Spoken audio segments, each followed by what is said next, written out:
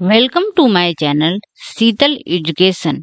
आज इस वीडियो में हम मकर संक्रांति के महत्व, भारत में मनाए जाने वाले उसके विभिन्न रूप पर चर्चा करेंगे।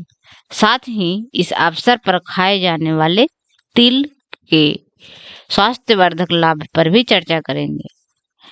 मकर संक्रांति भारत तथा उसके पड़ोसी देशों में 14 और 15 जनवरी को किसी न किसी रूप में मनाया जाता है।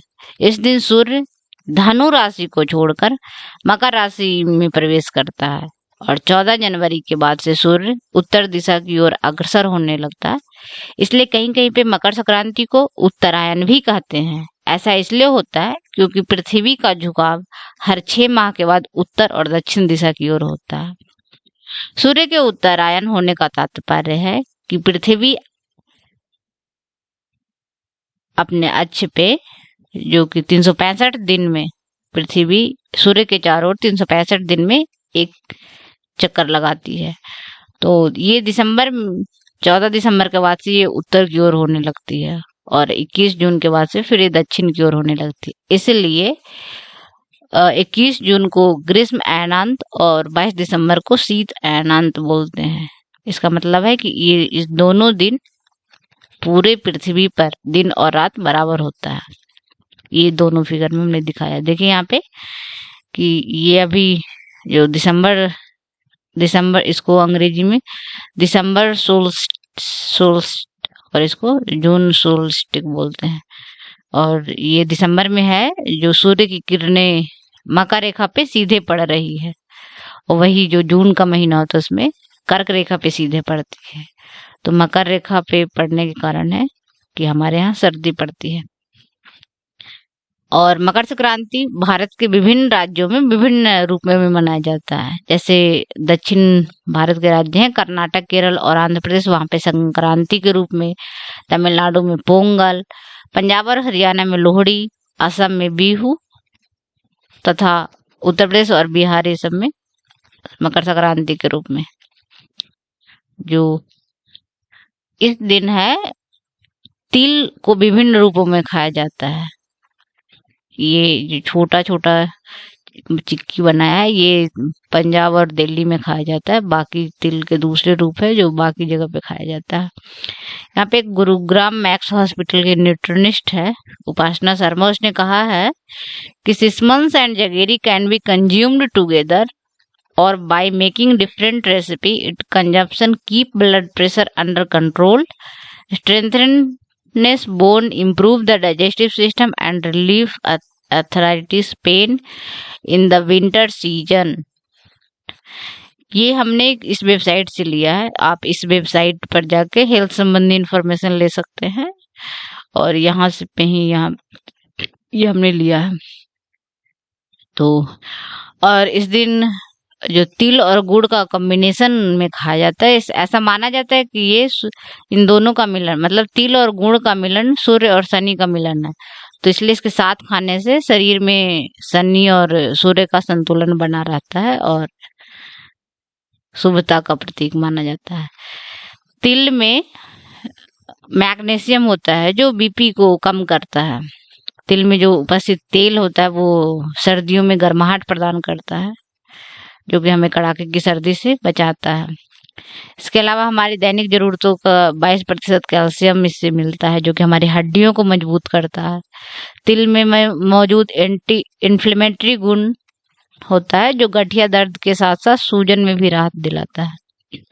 इसमें मौजूद फाइबर हमारे पाचन क्रिया को मजबूत बनाता है। इसका मतलब है कि अगर पचने में कोई प्रॉब्लम है तो वो ठीक करता है।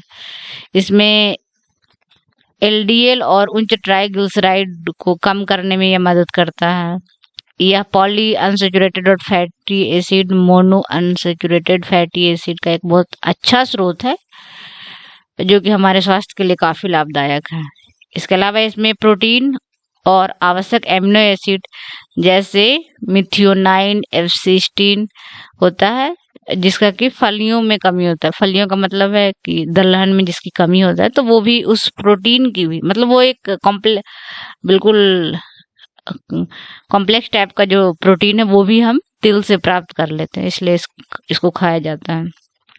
और इस दिन खिचड़ी खाया जाता है, उसकी भी एक अलग कथा है। ऐसा माना जाता है कि अलाउद्दीन खिलजी के आक्रमण के समय जो शिव भक्त के अनुयायी थे गोरखपंथी, और उनके प्रमुख गोरखनाथ, उन्होंने अपने शिष्यों को उस समय ये खिचड़ी बनाने की सलाह दी थी, जब जिसमें खिलजी के संघर्ष से के कारण लोग कमजोर हो गए थे और उनको दाल चावल और सब्जी अलग अलग बनाने का समय उनके पास नहीं होता था। तो उन्होंने कहा कि सबको एक साथ मिलाकर बना दो, और उस व्यंजन का नाम इन्होंने खिचड़ी रखा, जो कि काफी सुपाच्य होता है और इसको जल्दी से पचकर शरीर में ऊर्जा प्रदान करता है। तो और इसको अलग अलग जगह पे अलग अलग रूप में बनाते हैं। ये मकर संक्रांति को नेपाल में माघी संक्रांति, सूर्योत्तरायण और थारू समुदाय में माघी इसको कहा जाता है। ये नेपाल सरकार इस दिन सार्वजनिक छुट्टी देती है, और थारू समुदाय जो कि नेपाल के तराई हिस्से में की प्रमुख जाति है, उनके लिए यह प्रमुख त्योहार है। इस दिन ये किसान होते हैं जो अपने अच्छी फसल के लिए भगवान को धन्यवाद देते हैं और उनकी अनुकंपा बनाए रखने के लिए अपना आशीर्वाद प्राप्त करते हैं। यहाँ पे देखिए फिगर हमने बनाया जिसमें ये नेपाल की महिलाएं हैं जो माघी संक्रांति के अवसर पर विभिन्न प्रकार के नृत्य कर रही हैं। इसके अलावा जम्मू संभाग में इसको उत्तरायण, माघी संक्रांत, उत्तरायण कई नामों से जानते हैं। इस दिन ये उड़द दाल की खिचड़ी खाया और दान किया जाता है, इसलिए इसको खिचड़ी वाला पर्व भी कहते हैं। और इस दिन जम्मू में बाबा अम्बो का जन्म दिवस मनाया जाता है। प्रमुख धार्मिक स्थलों जैसे उधमपुर में देविका नदी के तट पर, हीरानगर के धगवालपुर मंडल और उत्तर वाहिनी, ये सब जगह पे मेले का आयोजन होता है। नेक्स्ट है पंजाब। यहाँ पे मकर संक्रांति के पूर्व संध्या पे मनाया जाता है। यहाँ पे लोहड़ी का मतलब होता है लकड़ी का मतलब ओह, गोहा नहीं, ला का मतलब लकड़ी का मतलब लकड़ी प्लस ओह मतलब ओह कोह से बना है, इसका मतलब होता है सूखे उपले, और डी का रेवड़ी मतलब होता है, ये दो सबको मिलाकर बना है लोहड़ी। और इस दिन रात्रि में खुले स्थान पे आग जलाते हैं और रेवड़ी, मूंगफली, लावा ये सब खाते हैं और अग्नि को समर्पित करते हैं। साथ ही भांगड़ा नृत्य कर अपनी खुशियां जाहिर करते हैं। इसकी एक और कथा वह प्रचलित है जिसमें के अनुसार दक्ष प्रजापति की पुत्री सती ने इस दिन योग अग्नि द्वारा अपने को दहन किया था, क्योंकि उसके पति शिव को स्थान नहीं दिया गया था और उसके हवन में, तो स्थान न पाने के, तो इसलिए इस अवसर पर विवाहित इस जो घर की जो बेटियां और जमाता होते हैं उसको विशेष आदर सत्कार किया जाता है और उसको खुश करने का प्रयास किया जाता है। उसको विभिन्न प्रकार के गिफ्ट देते हैं और ये कल्चर बाकी जगहों पे भी देखा जाता है। साथ ही ये तमिलनाडु में पोंगल के अवसर पे इस तरह बेटी और जमाता को खुश करने की प्रथा है। मकर संक्रांति में राजस्थान में इस अवसर पर जो सुहागिन स्त्रियां हैं वो अपनी सास को कुछ गिफ्ट देती हैं और आशीर्वाद प्राप्त करती हैं। इसको बायना कहते हैं, मतलब उसमें वही साड़ी ये सब होता है। और महिलाएं जो हैं वो सौभाग्य सूचक वस्तु का 14 की संख्या में पूजन और संकल्प कर और फिर उसको ब्राह्मणों को दान करती है। इसके अलावा उत्तर प्रदेश में ये दान का पर्व के रूप में मनाते हैं। इस दिन जो गंगा यमुना सरस्वती का संगम है इलाहाबाद, जिसको कि आप प्रयागराज के नाम से भी जानते हैं, तो वहां पे एक भव्य मेला लगता है। और 14 जनवरी के दिन इस मेले का प्रथम दिन होता है और यह मेला शिवरात्रि तक चलता है, जो कि पूरे 1 माह का होता है।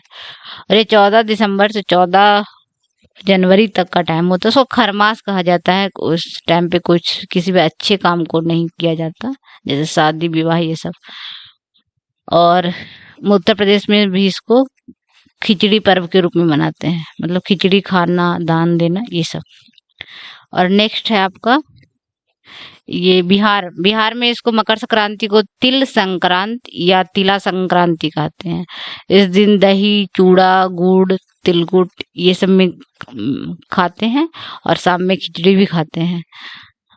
तो ये बिहार का ये थाली है यहाँ पे। बंगाल में इस अवसर पर भव्य गंगा सागर मेला का आयोजन होता है। ऐसा माना जाता है कि मकर संक्रांति के दिन ही गंगा है जो सागर में से जाके मिली थी, तो इसलिए इसका आयोजन होता है कल। और ये जो इस मेले का आयोजन कलकत्ता से 100 किलोमीटर दक्षिण स्थित गंगा सागर द्वीप पे होता है। और एक कहावत प्रचलित है कि सारे तीर्थ एक बार, गंगा सागर सारे तीर्थ बार बार, गंगा सागर एक बार। इसके अलावा महाराष्ट्र और तमिलनाडु में इसको दूसरे रूप में मनाते हैं। महाराष्ट्र में जो विवाहित महिलाएं हैं इस अवसर पर कपास, तेल, नमक आदि चीजें वो दान करती हैं और तिल गुड़ का सेवन करती हैं।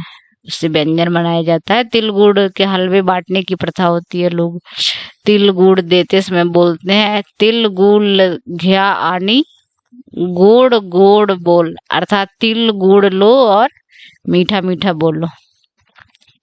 और ये जो आंध्र प्रदेश है इस अवसर पर और दूसरे तरह का कई तरह के व्यंजनों को खाने और खिलाने की प्रथा है, जिसमें एक ये लगभग 10 तरह के व्यंजन है जिनको कि इनको भोजनम के नाम से जानते हैं।